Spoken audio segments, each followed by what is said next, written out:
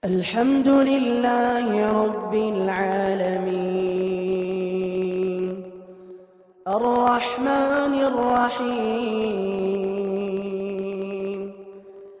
Alhamdulillah wassalatu wassalamu ala Rasulillah. Pertanyaan dari saudari AY. Assalamualaikum Ustaz. Waalaikumsalam warahmatullah.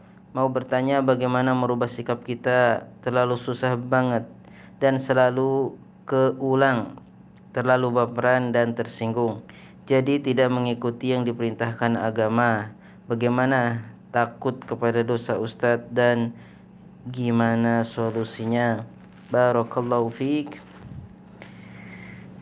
Allah Subhanahu wa taala telah mentakdirkan manusia sebagai sosok yang memang banyak salah dan dosa. Rasulullah sallallahu alaihi wasallam bersabda, "Kullu bani Adam khata' wa khairu al-khatta'in at-tawwabun." Setiap anak cucu Adam khata', selalu senantiasa berbuat kesalahan, tetapi sebaik-baik mereka yang berbuat kesalahan adalah yang kembali kepada Allah Subhanahu wa taala atau beristighfar. Ini catatan yang pertama. Allah Subhanahu wa taala membukakan pintu taubatnya di malam hari bagi orang yang berdosa di siang hari. Allah Subhanahu wa taala membukakan pintu taubatnya di siang hari bagi yang berdosa dan bermaksiat di malam hari, terus sampai matahari terbit dari tempat terbenamnya. Jangan putus asa dari rahmat Allah Subhanahu wa taala, karena itu yang diinginkan oleh iblis. Ketika Nabi Adam alaihi salatu wassalam beserta istrinya Hawa melakukan kesalahan yang fatal sehingga diusir dari surga, dengan kesalahan tersebut ia tidak mengkritik Allah, dia tidak mengatakan takdir memang kejam, kenapa saya melakukan ini, kenapa Allah Subhanahu wa taala mentakdirkan ini. Iya, dia menyesal, tetapi dia pun merasa bahwa dia di hadapan Zat yang Maha Pengampun lagi Maha Penyayang, Ghafurun Rahim.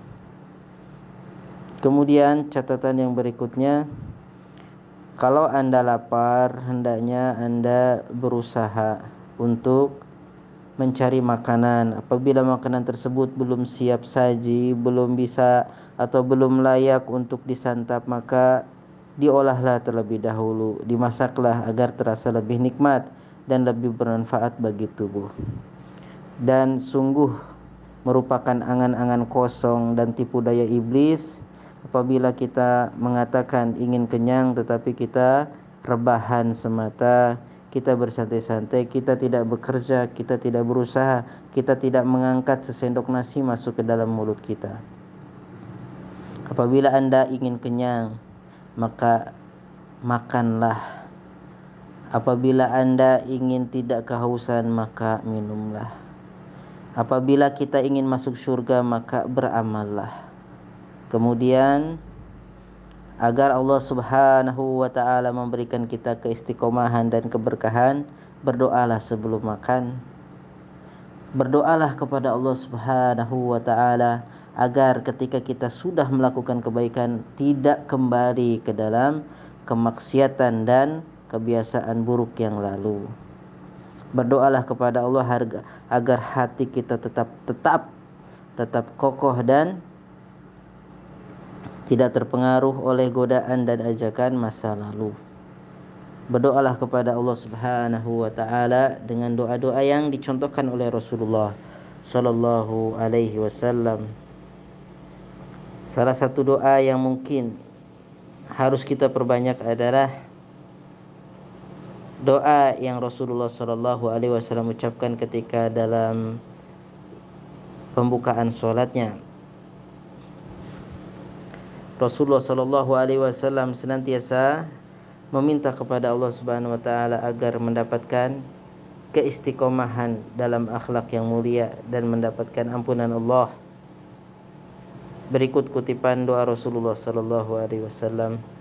Allahumma antal malik la ilaha illa anta rabbi wa ana 'abduka dhalamtu nafsi wa i'taraftu bi dhanbi faghfir li dhunubi jami'a innahu la yaghfiru dhunuba illa anta wahdini li ahsanil akhlaq la yahdi li ahsaniha illa anta wasrif anni sayyi'aha la yasrifu anni sayyi'aha illa anta labbaik wa sa'daik wal khairu kulluhu fi yadaik wasyarru laysa ilaik ana bika wa ilaik tabarakta wa ta'alait astaghfiruka wa atubu ilaik.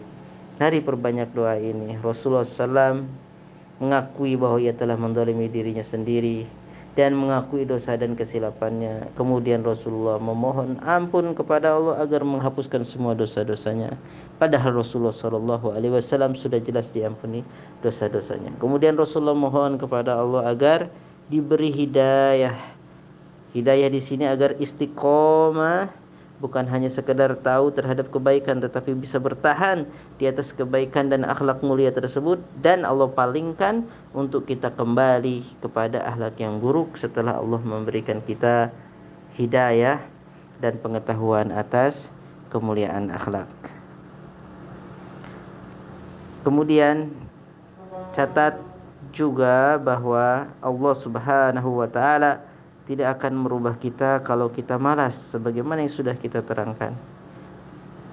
Sekarang permasalahannya adalah keinginan tersebut terlalu lemah.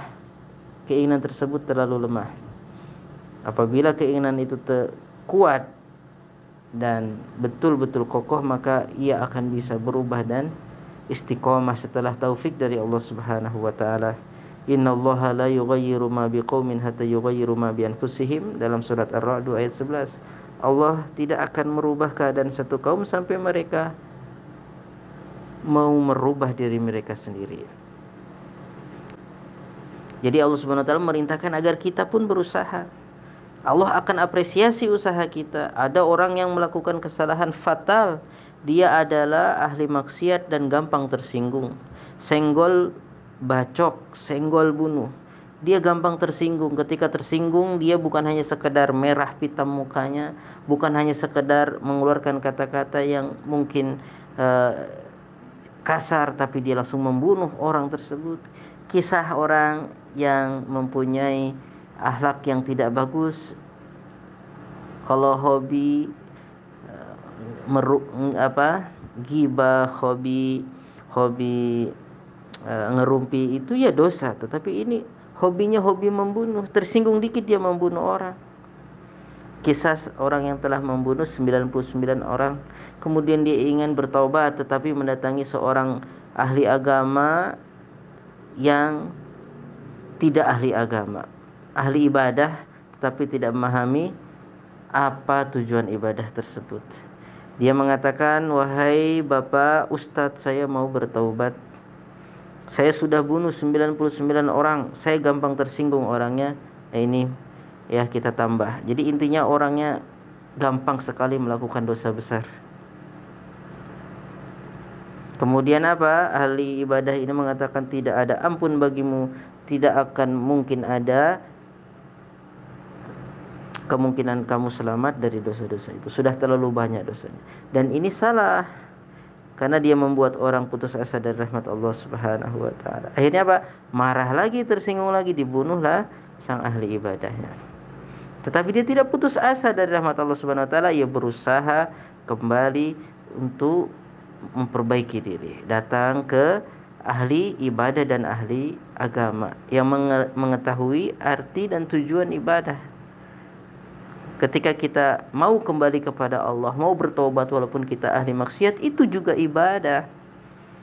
Sehingga dia mendatangi orang alim yang kedua, orang ahli ibadah yang memahami agama, dan mau menyatakan taubatnya. Dan akhirnya diberi saran agar betul-betul melupakan masa lalu dan berpindah ke tempat yang lebih baik, menuju ke kampung yang isinya orang-orang baik. Nah, dari sini pula kita mengambil pelajaran, kalau ingin cepat berubahnya, kalau ingin terasa ringan berubahnya, nempellah, bergaullah dengan saudara-saudara kita yang takut kepada Allah Subhanahu wa taala, agar kita pun terasa menjadi hawa kita pun hawa mereka. Perasaan kita pun perasaan mereka. Mereka melinangkan air mata, kita pun ikut menangis. Seperti itu. Jadi bergaullah, bertemanlah. Kemudian mintalah nasihat kepada saudara-saudara kita yang betul-betul takut kepada Allah Subhanahu wa taala. Jangan menyendiri. Jangan pula bergabung dengan orang-orang yang buruk akhlaknya, agar kita tidak terpancing kembali, tergoda kembali sehingga terperosok dan tenggelam kembali. Mudah-mudahan hal tersebut bisa mengingatkan kita kembali, dan insyaallah kemauan yang kuat dan tekad yang bulat bisa menjadikan kita istiqomah, dan itu semua adalah rizki dari Allah Subhanahu wa taala. Mudah-mudahan Allah Subhanahu wa taala memberikan kita keistiqomahan. Allahumma tsabbitna bil qawli tsabiti fil hayati dunya wa fil akhirah. Barakallahu fikum. Wallahu a'lam.